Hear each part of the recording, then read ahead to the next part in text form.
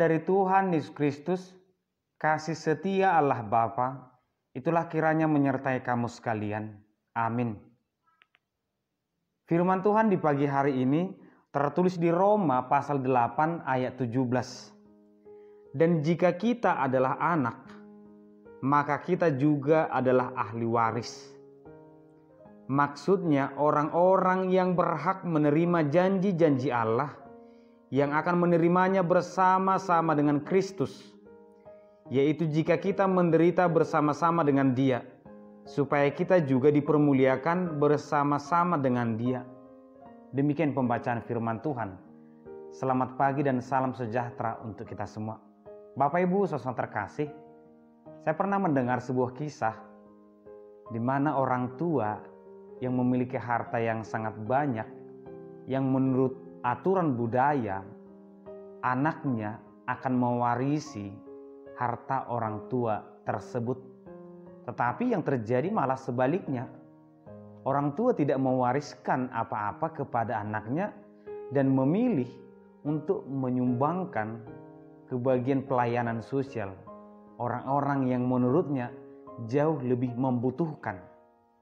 Tetapi ada juga yang memberikan alasan bahwa anaknya tidak layak menerima warisan tersebut karena dia hanya menjadi anak sebatas kartu keluarga. Sebagai tanggung jawab di hadapan Tuhan, dia bukanlah anak. Dia bukanlah anak yang patuh kepada orang tua. Dia bukanlah anak yang mau dibimbing. Demikianlah sebenarnya ketika firman Tuhan mengatakan kita adalah anak Tuhan. Itu berarti kita adalah pewaris, bagian dari kerajaan Allah, umat kerajaan Allah nantinya. Tetapi anak seperti apakah yang dimaksud? Anak yang seperti apakah kita ini? Kita adalah anak Tuhan. Anak Tuhan hanya sebatas administrasi atau anak Tuhan yang betul-betul mengikuti apa kata Tuhan sebagai Bapa kita. Yesus dikatakan sebagai anak yang dikasihi. Inilah anakku yang kukasihi, kepadanya aku berkenan. Jelas dalam pelayanan Yesus, yang Yesus utamakan adalah apa kata Bapa kepadanya. Ketika Yesus berdoa di Taman Getsemane, Yesus tahu bahwa penyaliban yang akan dialami itu menyakitkan. Tetapi karena Tuhan, Bapa berkata bahwa Yesus harus disalibkan sebagai penebusan, maka Yesus berkata, biarlah kehendakmu yang terjadi. Yesus sebagai anak betul-betul melakukan apa yang diperintahkan oleh Bapa. Kita sebagai anak-anak Allah, anak-anak Tuhan, sudahkah kita melakukan apa yang Tuhan perintahkan pagi hari ini? Oleh karena itulah dalam kekristenan juga demikian. Kita menemukan realita bahwa orang-orang yang percaya kepada Yesus, dia akan mengikuti setiap peribadahan. Dia tidak akan mau tertinggal dalam ibadah, dalam kebaktian keluarga. Dia tidak akan pernah lupa untuk berdoa kepada Tuhan. Dia tidak akan pernah lupa untuk memberikan persembahannya kepada Tuhan. Dia tidak akan pernah menolak untuk pelayanan gereja.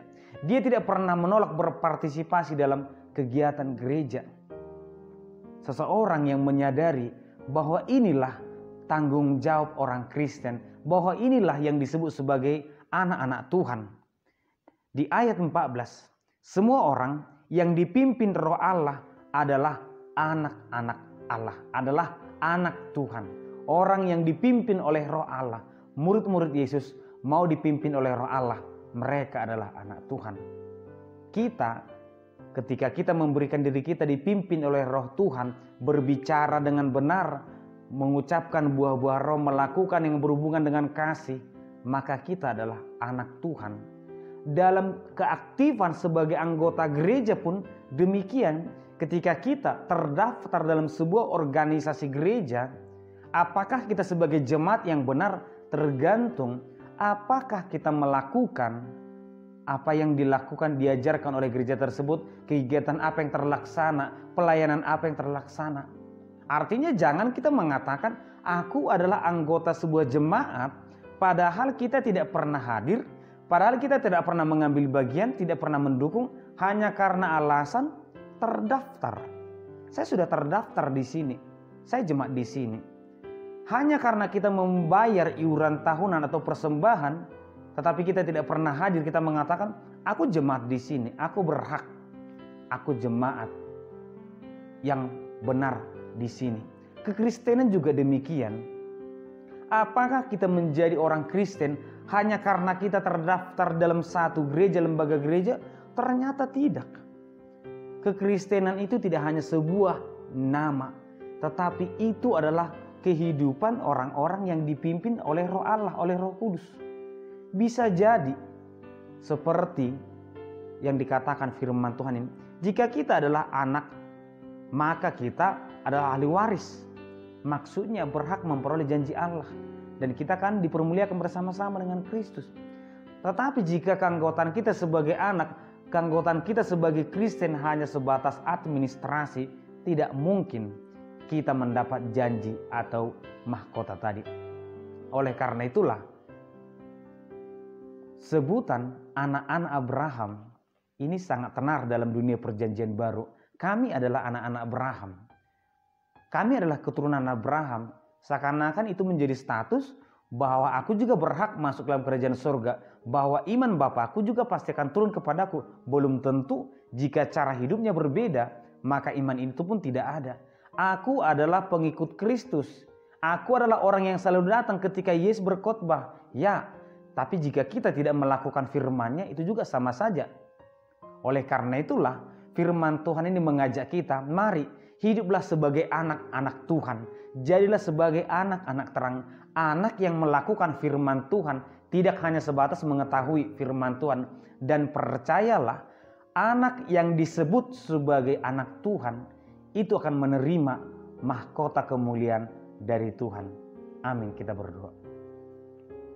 Terima kasih Tuhan, kami bersyukur di pagi hari ini untuk sapaan firman yang Tuhan berikan, mengajarkan kepada kami agar kami menjadi anak-anak terang, anak yang dipimpin oleh Roh, anak yang melakukan firman. Berkati kami selalu Tuhan. Di dalam nama anak Yesus Kristus kami berdoa. Amin.